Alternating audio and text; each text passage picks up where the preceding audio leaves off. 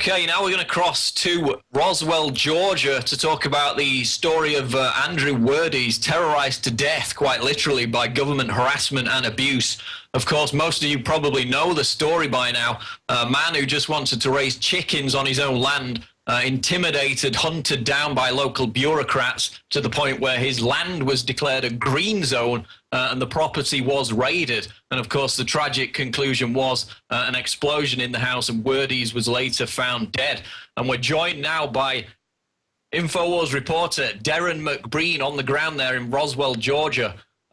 Darrin, just tell us who you've been talking to today. I believe you were escorted out of City Hall by the police simply for trying to get some answers. Well, just before we get started, just to make sure there's no mix-up, I want to prove to you, see that is my press pass. So I guess that is my legal documentation. I am now legit. Now we went to, I'm actually making fun of the Fulton Police Department. We tried to go to City Hall, and we were rejected immediately. As soon as we pulled up, attempted to walk in, we were met by the police department, who said we didn't have the proper credentials to enter City Hall. And before long, there was 3 police cars. They demanded that our credentials, and we were told that we could not go in. Even though you've got the press pass, you're there to ask some legitimate questions, and it's par for the course with the treatment that they've gave to this case at every point.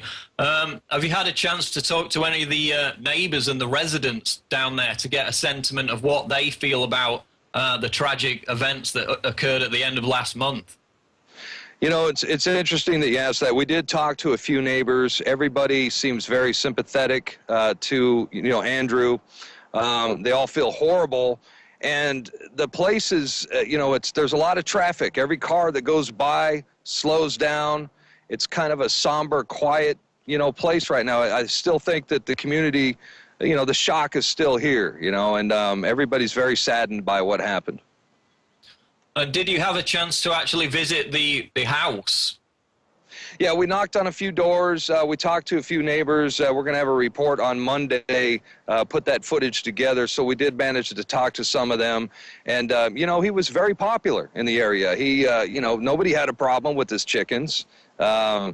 He was called the Chicken Man, and lovingly so. They weren't making fun of him. He had, his share of chickens. He raised them since he was 10 years old. He provided the neighbors with eggs. I guess that's evil. So I don't know. The neighbors loved him. They miss him. And they're very saddened by what happened. Well, that's a pretty big thing because, of course, we know one of the excuses these bureaucrats tried to deploy was the claim that his chicken farm was a nuisance to his neighbors. And if you've talked to them and they've said the opposite, then that's just another thing to disprove their claim against him. Another thing that I saw... Yeah, go ahead. That's simply... Well, I was going to say that's simply not the case, at least to the neighbors we talked to in the immediate surrounding areas. They had no problem. They were all good friends. And like I said, he provided eggs. Do you know that he even took eggs on a regular basis to the local elementary school? He taught the children about, nature and the chickens. And, and he liked these roosters, like the neighbors were saying, as like some people have pet dogs, the roosters and the chickens, he actually loved these animals. So he definitely was not, treating them bad or abusing them in any way.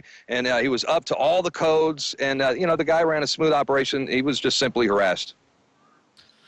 And we were talking to you before the interview. There's actually an article entitled Sheriff, Wordy's Incident Could Have Been Avoided.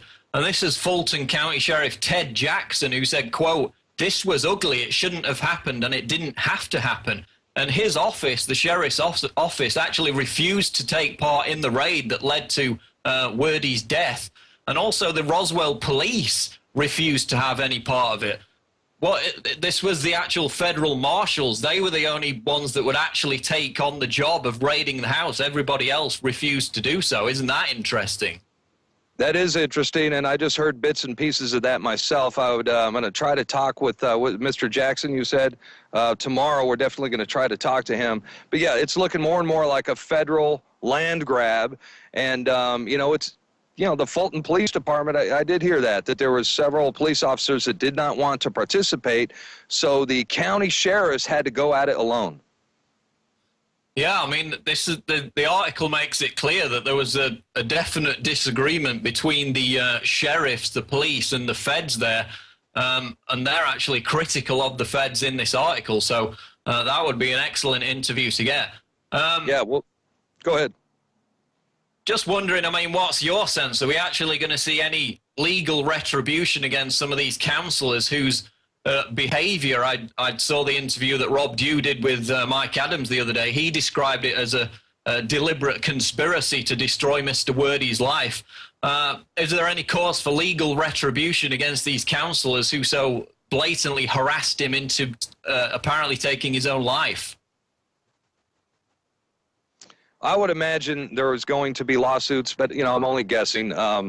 I do know this, that the city council is not interested in speaking with us. Obviously they had police come out immediately.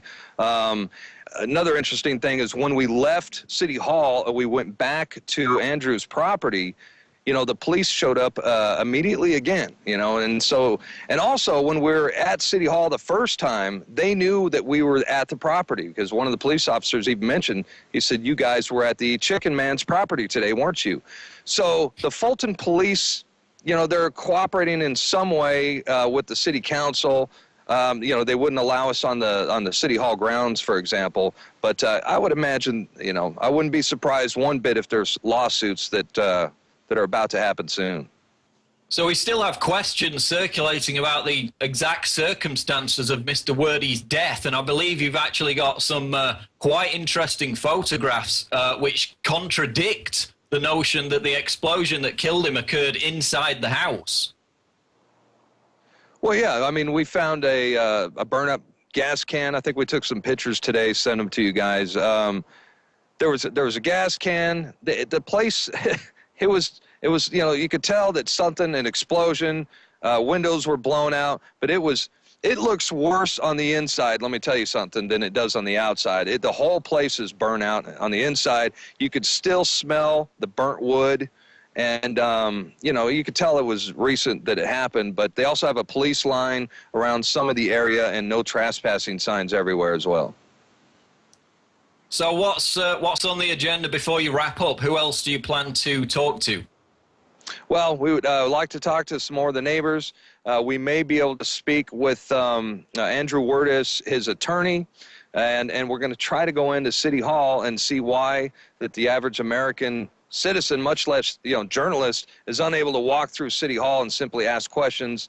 We're going to find that out tomorrow for sure. Okay, Darrin McBreen, we'll be hearing from you on the Alex Jones Show tomorrow. Thank you for joining us. All right, thank you, Paul. Take care. So, Agenda 21, eco-fascism bears its teeth again in the case of Andrew Wordy's harassed, abused, intimidated into giving up his land. He refused to do so, and the feds eventually raided and led to his tragic death, as we just heard. The timeline on Natural News runs through it. It actually started in 2008, this case. A litany of legal threats and intimidation by the state, by the city councillors in Roswell, Georgia, declaring Word's property to be a nuisance, even though, as you just heard, Darrin McBreen talked to all the neighbours. They all loved him, gave them eggs, took eggs to the local elementary school. The neighbours liked him. They said he wasn't a nuisance. That was their claim in trying to seize his property. Then we had them refused to allow him to defend his property against floods. It flooded on more than one occasion.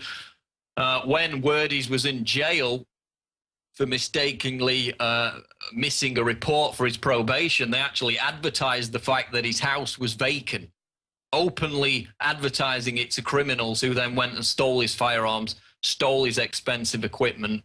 Just a constant campaign of harassment and abuse. And then they actually designated his land as a, quote, green zone, so they could steal it under this Sustainable Development UN Agenda 21 mandate. And of course, it all culminated in what we've just discussed, which was Word is when the feds went to raid his property, the sheriff's office refused, the police refused, said it wasn't necessary, the show of force wasn't necessary.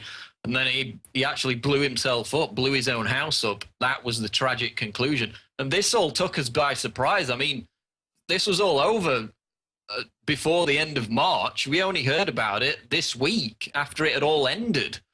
So it proves again how these things are happening around the country. And the likes of Infowars and Natural News, two of the biggest organizations that would normally cover this kind of story, we weren't even aware of it until after it was all over. So if it's happening when we're not aware of it, it's going to be happening in different cases. And it's all part of Agenda 21.